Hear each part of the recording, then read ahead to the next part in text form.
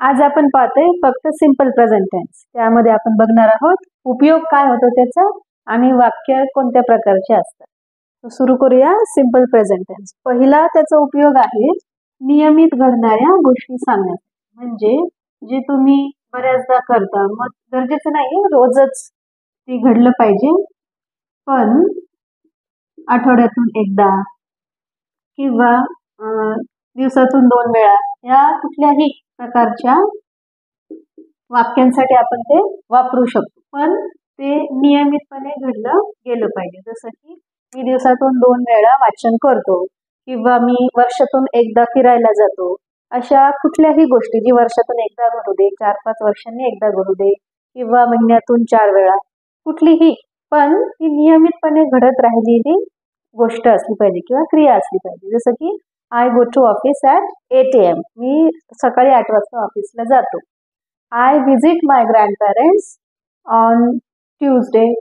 Okay, so something like that, की जे नियमितपणे घडते ते सांगताना आपल्याला हे प्रकारचे जे वाक्य आहेत ते युजफुल असतात. सो पहिला हा त्याचा यूज आहे की नियमित घडणाऱ्या गोष्टी ज्या नियमितपणे घडतात, गरजेचे नाही रोज. ओके, सो ते फक्त आपल्याला सातत्य त्याच्यामध्ये दिसलं पाहिजे, मग तुम्ही हा टेन्स वापरू शकता. ओके, नंतर त्याचा दुसरा यूज आहे एखाद्याची सवय सांगताना. सवयी सांगताना आपल्याला ह्या टेन्सचा उपयोग होतो. आता याची जेव्हा आपण वाक्य बनवू तेव्हा तुम्हाला आपण छान पद्धतीने समजा. पहिला उपयोग आहे नियमित घडणाऱ्या गोष्टीसाठी. दुसरा आहे ज्या एखाद्याची सवय असेल ती सांगणं. जसं की ही वॉक्स व्हेरी स्लो. तो खूप हळू चालतो. शी ऑलवेज सिंग्स नाईसली. ती नेहमी खूप सुंदर गाते. तो ही जी एखाद्याची सवय असते, बोलण्याची असेल, त्यानंतर चालण्याची पद्धत असेल, एखाद्याची कुठलीही सवय असेल, तर ती सांगताना आपल्याला हाच टेन्स यूज करायचा आहे. सवय म्हणजे काय, ते एकदाच घडत नाही, ते सारखं घडत असणार. सो एकूणच काय सांगू आपण की जे खूप वेळा घडतं, जे अनेकदा जाणवतं आपल्याला, ते फक्त त्यामध्ये सातत्य असलं पाहिजे, तेव्हा आपण हा टेन्स वापरू शकतो.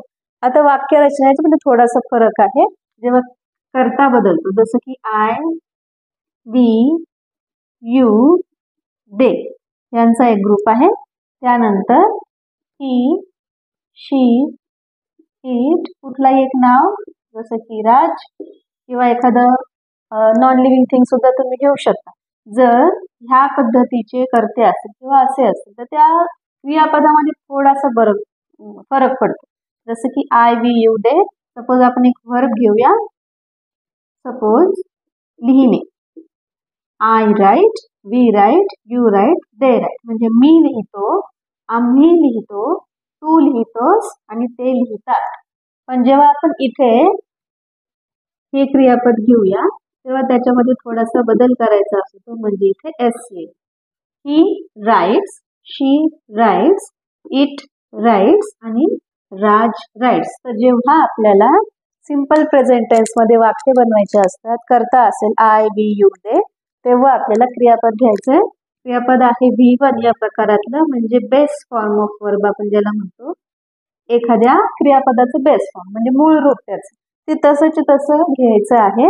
पण जेव्हा आपल्याला ही, शी, इट किंवा एक वचनी कुठलाही करता असेल, व्यक्ती, प्राणी, वनस्पती, वस्तू, कुठलाही जे काही एक वचनी नाव असेल, सिंग्युलर हवं आहे, तर जेव्हा सिंग्युलर तुम्हाला एखादं वाक्य बनवायचं असेल सिंग्युलर कर्त्यासाठी, तेव्हा तुम्हाला क्रियापदाला एस किंवा ES लावायचे.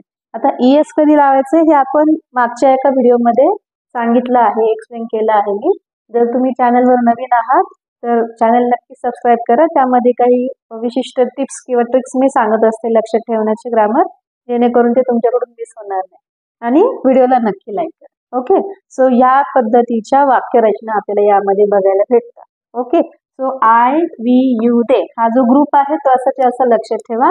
त्याच्यानंतर आपल्याला क्रियापदाचं पहिलं रूप घ्यायचंय, त्याला आपण V1 म्हणतो, जसंच्या तसं बदल न करता. पण जेव्हा ही, शी, इट किंवा एक वचनी नाव नसेल तेव्हा आपल्याला जे क्रियापद असेल त्याला एस किंवा ES लावायचा आहे. हा त्यातला बदल आहे.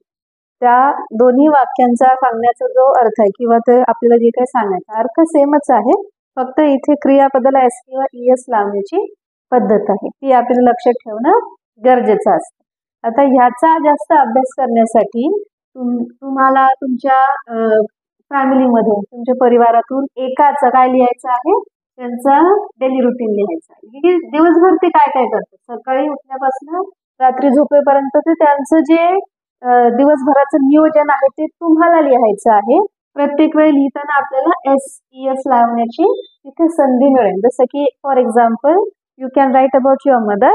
You can say my mother wakes up early in the morning, then she gets ready, she prepares breakfast for all of us, then she goes to temple, she comes back, then she cleans the house, then she prepares lunch. तो तिथे प्रत्येक वेळी जेव्हा जेव्हा क्रियापद येईल तेव्हा तुम्हाला तिथे S आणि ES लावायचं आहे. जे क्रियापद जसं आहे त्याच्यावर डिपेंड आहे.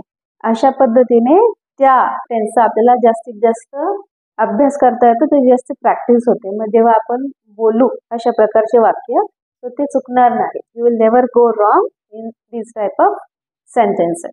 Okay, so I hope you understood this much. यानंतर आपण बघतोय त्या प्रकारच्या वाक्यामध्ये निगेटिव्ह आणि क्वेश्चन्स कसे बनवायचे.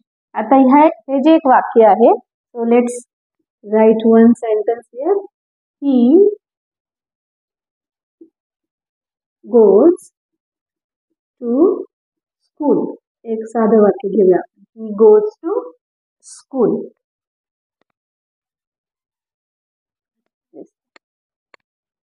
यामध्ये आपल्याला जर निगेटिव्ह बनवायचं असेल तर आपल्या इथे लक्षात येतं की सब्जेक्ट आहे, सब्जेक्ट नंतर हेल्पिंग वर्ब नाही, इथे नंतर मेन वर्ब आलाय. अशा सिच्युएशन मध्ये आपण एक्स्ट्रा जे हेल्पिंग वर्ब आहे डू, डज आणि डिड त्यांची हेल्प घेतो. इथे काय घ्यावं लागेल, इथे ES दिसतोय क्लिअरली, सो आपल्याला इथे हेल्पिंग वर्ब घ्यावं लागेल does. He does not go to school. He does not go to school. So इथे जो ES आहे तो इथे आपण do सोबत वापरला. do plus ES does not. मग परत goes म्हणण्याची गरज नाही, परत आपल्याला घ्यायचं आहे go.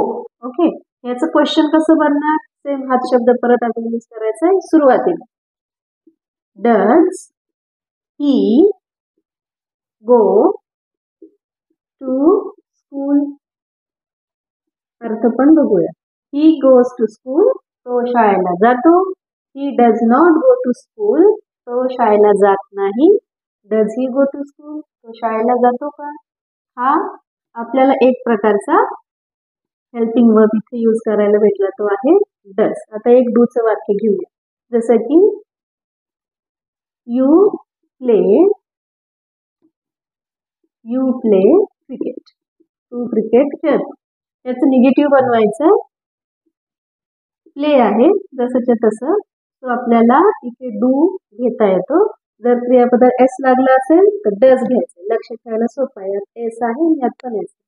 You do not play cricket. Okay, याचा प्रश्न बनवताना हाच शब्द पुढे घ्यायचा डू, आणि हे वाक्य आहे तर तसंच्या तसं पूर्ण याच्या समोर लिहायचं. Do you play cricket? Okay, आता सगळ्यांचे आपण अर्थ समजून घेऊ. यू प्ले क्रिकेट, तू क्रिकेट किंवा तुम्ही क्रिकेट खेळता. You do not play cricket, तू किंवा तुम्ही क्रिकेट खेळत नाही. Do you play cricket? तुम्ही क्रिकेट खेळता का? या प्रकारचे वाक्य आपल्या इथे पाहायला मिळतात. आपण आज सिंपल प्रेझेंट टेन्सचं साधं वाक्य, अझर्टिव्ह किंवा अफर्मेटिव्ह सेंटेन्स ज्याला आपण म्हणतो, निगेटिव्ह सेंटेन्स आणि क्वेश्चन्स कसे बनतात हे पाहिजे. छानपैकी अभ्यास करा. काही क्वेश्चन असतील किंवा काही डाऊट असतील तर नक्की कमेंटमध्ये विचारा. See you in the next video.